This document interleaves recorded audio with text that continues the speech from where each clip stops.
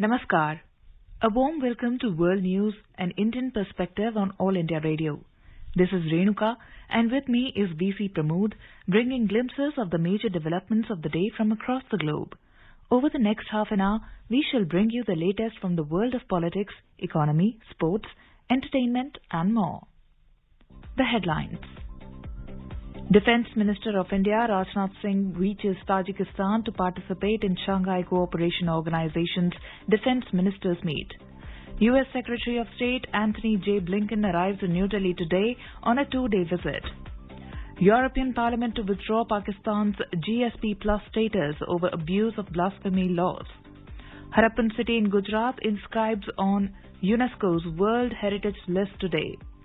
And in Tokyo Olympics, boxer Lovlina Borgohain enters quarterfinals in women's welterweight category. Satvik Sairaj Ranki-Reddy and Chirag Shetty beat Ben Lane and Sean Bendy of Great Britain in final Group A match of men's doubles badminton.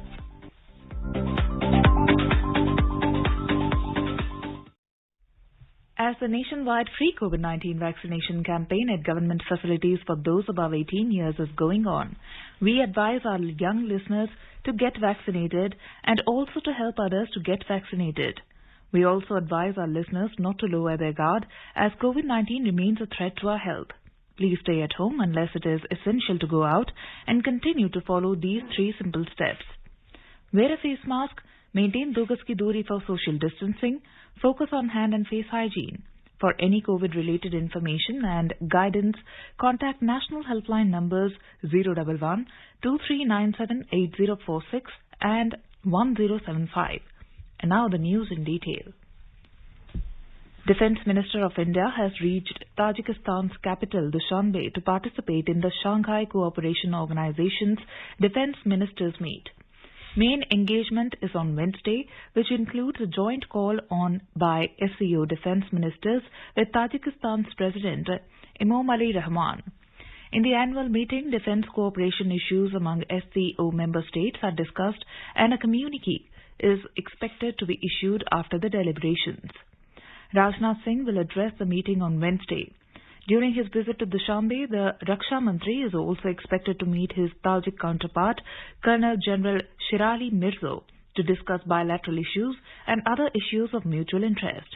It may be recalled that Tajikistan is chairing the SCO this year and hosting series of ministerial and official level meetings. SCO as a grouping occupies 60% of the Eurasian continent, which is over 34 million square kilometers.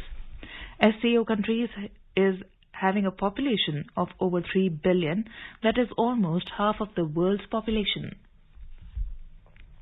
U.S. Secretary of State Antony J. Blinken has arrived in New Delhi today on a two-day visit to India.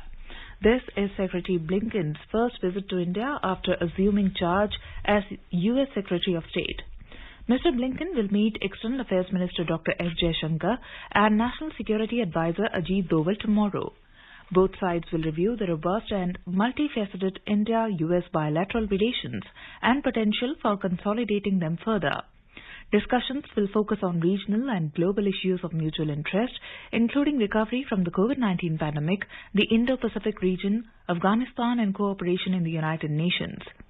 Secretary Blinken's visit is an opportunity to continue the high-level bilateral dialogue and bolster the India-US global strategic partnership. In today's Hotspot section, we bring you a discussion on U.S. Secretary of State's visit to India. In conversation with Skand Ranjan Tayal, former diplomat, is Sanjay Jha, journalist. U.S. Secretary of State Antony Blinken will arrive tonight in Delhi and will meet Prime Minister Sri Narendra Modi ji and Foreign Minister Dr. S. Jaishankar. His visit is very important. From Indian perspective, it is an opportunity to continue the high-level bilateral dialogues and bolster the India-US relationship which we have. And we saw during President Trump's time, Prime Minister Modi and Trump had a very cordial and very personal relationship. So obviously this trip is very, very important. How do you see this trip? Because this is the first trip of a US Foreign Minister coming to India after the new administration has taken over. India-US relations have now reached a level of maturity let us say since about 2003, 2004, all the US administrations have been very close to India and good friends of India. Now, there is an element of continuity in Indo-US relations, and there are almost 35 bilateral joint working groups, etc., which do their work. But at the present moment, when Secretary of State Antony Blinken is coming here, I think there are three issues which are utmost concern, both to the United States of America and to us, India.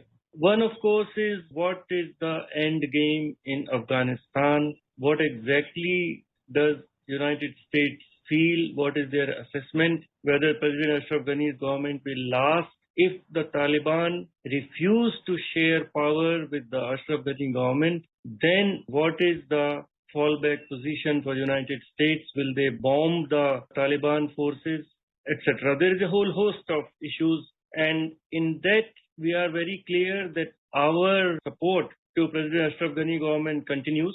The defense minister of Afghanistan was to come today. He has postponed his visit. But where our sympathies lie is very clear. So there is a need to coordinate our position with United States and other countries. That is one. Second, of course, is that President Biden and the American administration has continued President Donald Trump's tough policy, taking on China and calling it wherever China transgresses and breaks the international rules.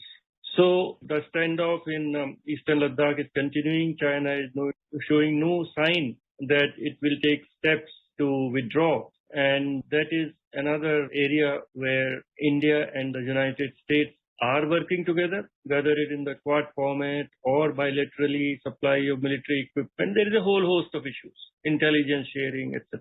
And the third would be, in my view, how India and US can harmonize their positions towards Iran. We have seen Foreign Minister S. Jaishankar went to Iran, met the new incoming president of Islamic Republic of Iran, and all indications are that in the inauguration of president, a high-level delegation from India will go. And we all know that United States has very different perception of Iran, and particularly of this new president who has come, who is supposed to be hardliner, and JCPOA, nuclear issues, all those are there. But in our view, Iran's role in the stabilization of Afghanistan would be very, very important. And in our discussions, in our conversations, perhaps our side will try to convince the United States in the policies towards future of Afghanistan, it is advisable to take Iran on board. You rightly mentioned some of the important issues which can be discussed. Obviously, both sides will review the robust and multifaceted India-US bilateral relations.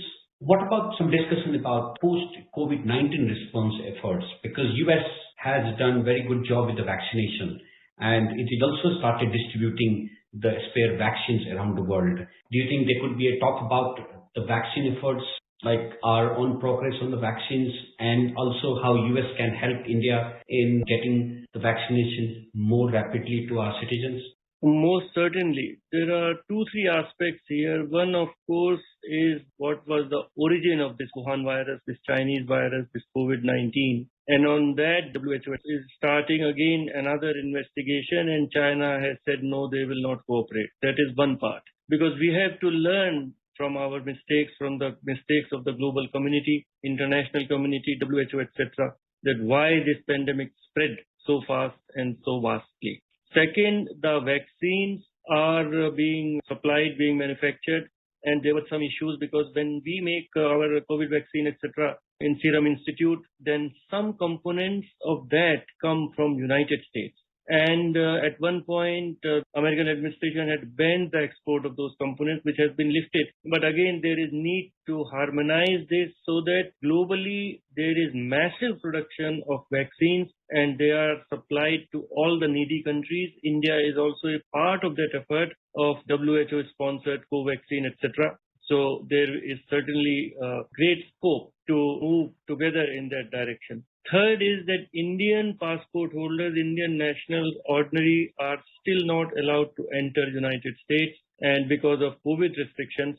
And now that COVID has been contained in India, number of cases, if we see in proportion to the population, is very low. So that restriction should be lifted as early as possible, so that our thousands of students have got admission in American universities. They have got visa. They are waiting to go there. Thousands of our workers, family members are waiting to go there. I think on that also we need to persuade the US administration to reassess the situation and let Indian passport holders travel directly from India to the United States. What about the engagement on Quad? Because India and US will take forward the Quad vaccine initiative, and there could be discussion on deepening Quad engagement also in this round of the talk between these two countries.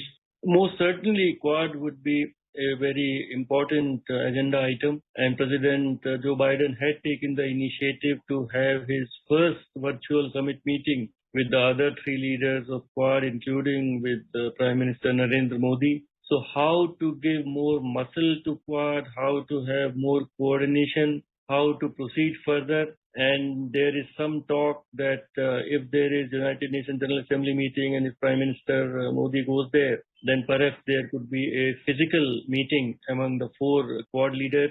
There is also talk of some bilateral meeting between our Prime Minister and the President of the United States, and perhaps some invitation will be coming from President Biden, which Secretary of State Antony Blinken will be bringing. But I would say that the level of engagement with the Secretary of State of the United States, with the National Security Advisor, other functionaries of our important functionaries, whether it is the External Affairs Minister or the NSA, Mr. Doval, is very regular, is very close, and is very intense. So there is a continuation of a process, and it will be an important link in taking this relationship forward to adjust to the coming challenges. This is the first high-level visit of a U.S. official after U.S. troops have pulled out from Afghanistan. And we have recently seen Afghanistan witnessing massive violence. And even Afghan leadership have blamed Pakistan's involvement and support to the Taliban. And many think tanks in India are worried about the implications of withdrawal of US forces from Afghanistan and its impact on our own country. And there is a need to sustain pressure on Pakistan on terror financing and terror havens funded by them. Do you think India will put forward its stand about this terror issues and Pakistan's role in it with Americans? Most certainly, because now if the indications are that more and more territory in Afghanistan will come under Taliban control, that means again it will be a sanctuary, a haven for terrorists from all over the world who will try to strike on India, on Central Asian republics, on United States, on the West. Because Taliban have not changed. All the reports which are coming from Afghanistan are that Taliban, whichever territory they control, they again impose a very strict Sharia regime. They are beheading people. They are cutting the arms of the so-called thieves. So Taliban have not changed. And how does America propose to deal with it? And we all know that Taliban are being supported by Pakistan. An unfortunate development is that perhaps China has also come into the mix. China and Pakistan together are coordinating their position towards Afghanistan, towards Taliban. And that would be a source of worry both to United States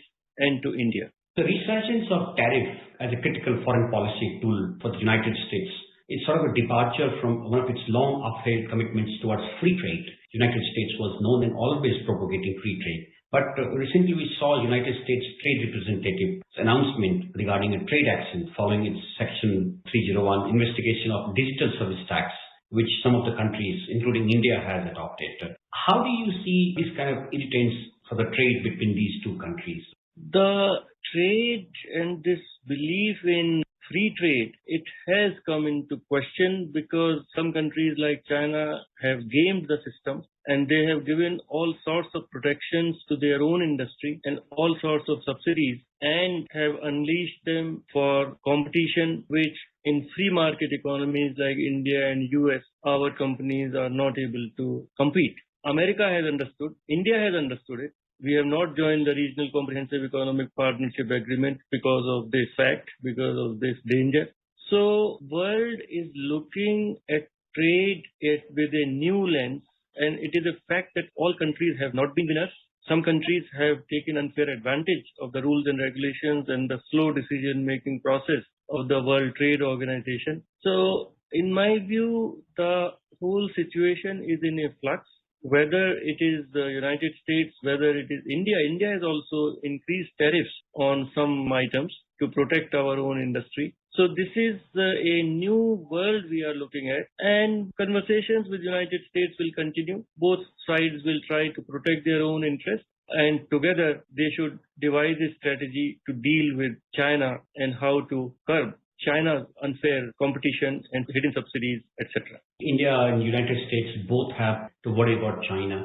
But we also have seen some differences in the bilateral trade negotiations, and that differences have not allowed us to strike a win-win trade deal with Americans, and it has been stalled for some years. So do you think with the new administration in place, and this is his first trip to India, we could look forward to have better trade negotiations in the coming time? The trade-related negotiations will be more with the U.S. Trade Representative, and there the Secretary of State can only give a signal that India is a friendly country, there is need to strengthen India's economy. So the United States could go an extra mile to accommodate India's concerns. But I would not think that in detail the questions of how the big data is to be handled, the big tech companies of the United States, whether it is Twitter or Facebook, they are coming under some pressure in India from our regulatory agencies, from the new laws which are being passed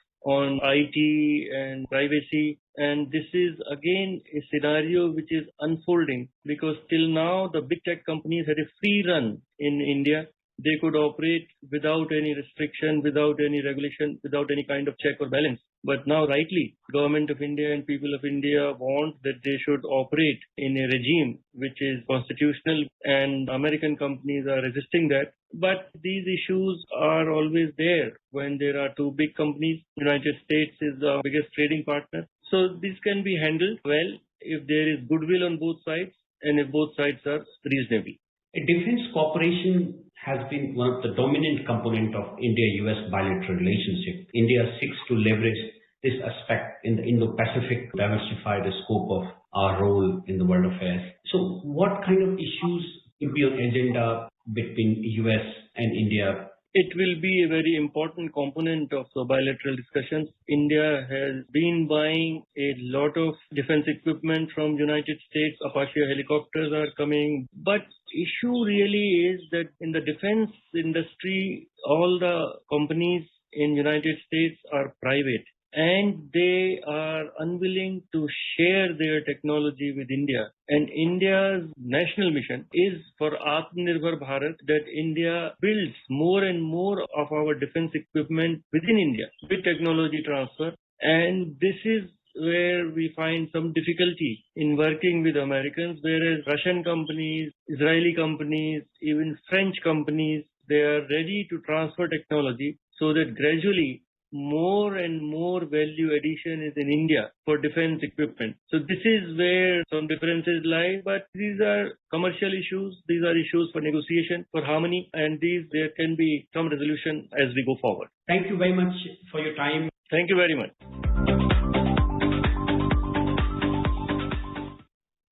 This is All India Radio giving you the world news. The Government of India has said the daily new COVID-19 cases continue to show a decline during the second wave in the country. Briefing media in New Delhi on Tuesday, Joint Secretary in the Health and Family Welfare Ministry Lav Agarwal has said the daily new cases recorded on the 7th of May was around 4,14,000. Mr. Agarwal said that India is registering a significant decline in the active caseload, and currently it is around 3,98,000. He said the country is also witnessing a consistent increase in recovery rate, which is 97.4%. The European Parliament has declared that it was withdrawing Pakistan's GSP Plus status over the controversial blasphemy laws. Earlier in April, the EU had adopted a joint motion for a resolution on the blasphemy laws in Pakistan, as it urged the Islamic Republic to opt for a more comprehensive approach to address the abuses of blasphemy laws. Parliamentarians allege that the blasphemy laws are used to incite harassment, violence and murder against those being accused, causing people who are accused of blasphemy have to fear for their lives regardless of the outcome of judicial procedures. They further stated that it is widely known that Pakistan's blasphemy laws are often abused by making false accusations that serve the personal interest of the accuser. In order to maintain GSP Plus status, Pakistan is obliged to ratify and effectively implement 27 core international conventions on human and labor rights, environmental protection and good governance. On April 24th of this year, in a joint motion for a resolution supported by all major political groups, MEPs called for an immediate review of Pakistan's eligibility for GSP Plus status and considered appropriate the withdrawal of that status. Dholavira, a Harappan city in Gujarat, has been inscribed on the UNESCO's World Heritage List today. This has brought the number of World Heritage sites to 40 in India. Culture Minister G. Kishan Reddy has said that today is a proud day for India, especially for the people of Gujarat. He said that since 2014, India has added 10 new World Heritage sites, which is 1/4 of our total sites. Mr. Reddy said that this shows Prime Minister Narendra Modi's steadfast commitment in promoting Indian culture, heritage and the Indian way of life.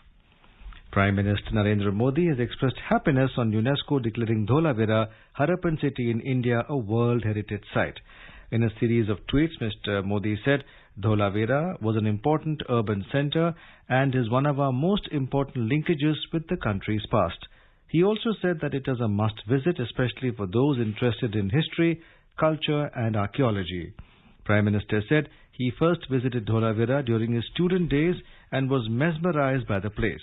He said as Gujarat Chief Minister, he had the opportunity to work on aspects relating to heritage conservation and restoration in Dholavira.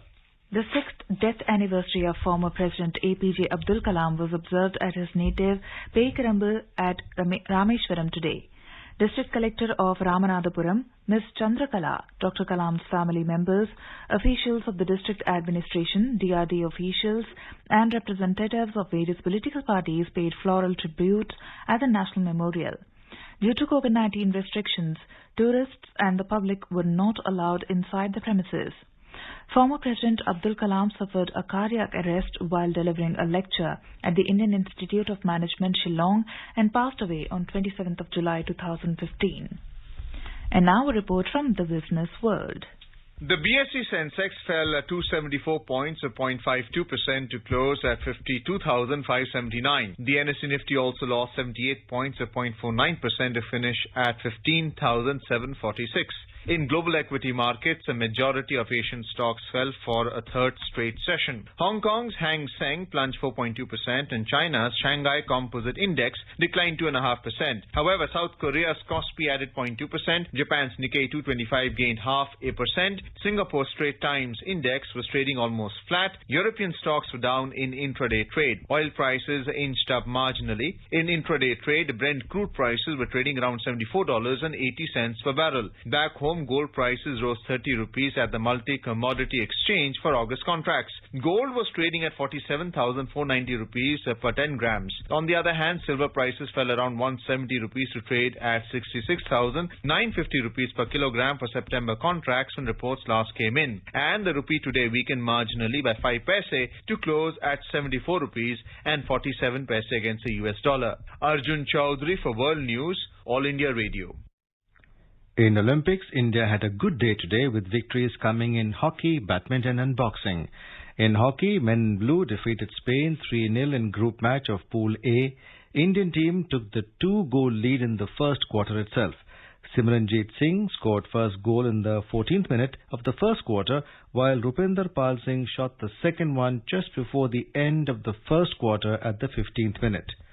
Rupinder struck again in the 51st minute and scored the third goal for India. With this win, India now stands at second position in the group with 6 points. In boxing, Lovlina Borgohain entered the quarterfinals of women's welterweight category.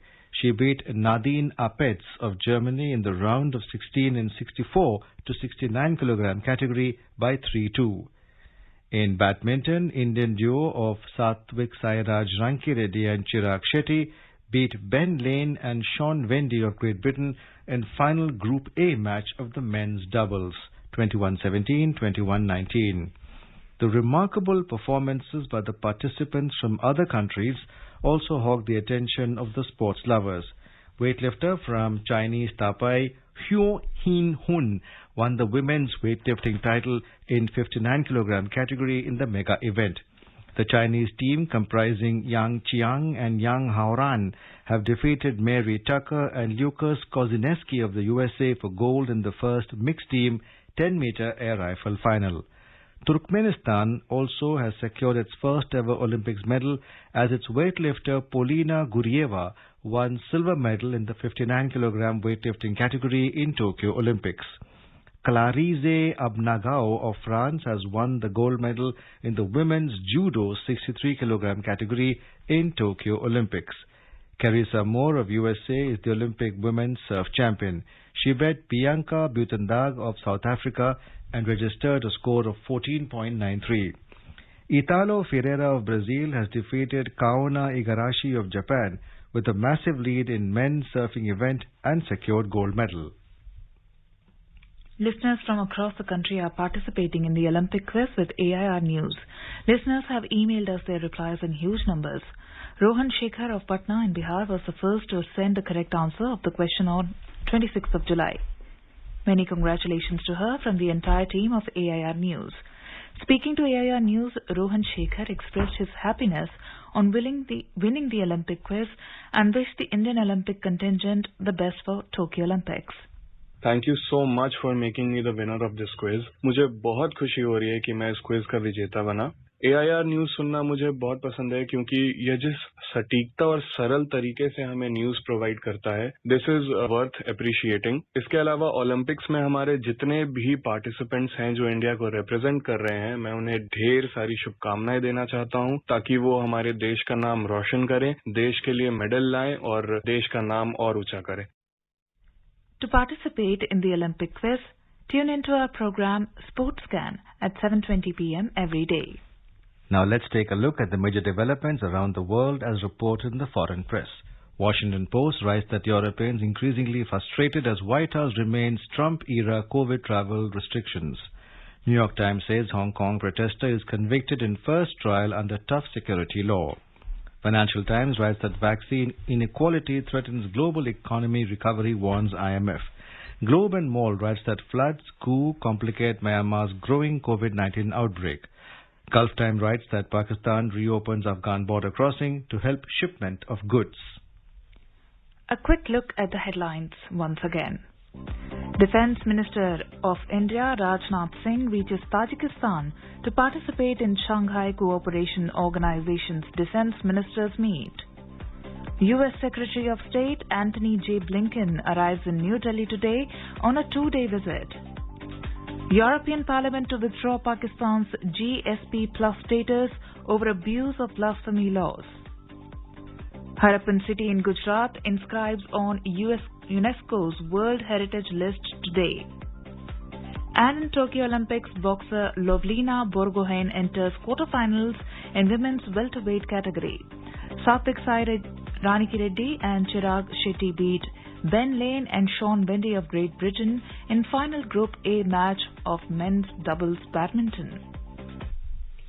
India is celebrating the 151st birth anniversary of Mahatma Gandhi. Before we end, let us listen to his favorite bhajan, Vaishnava Jan, by artists from Kiribati.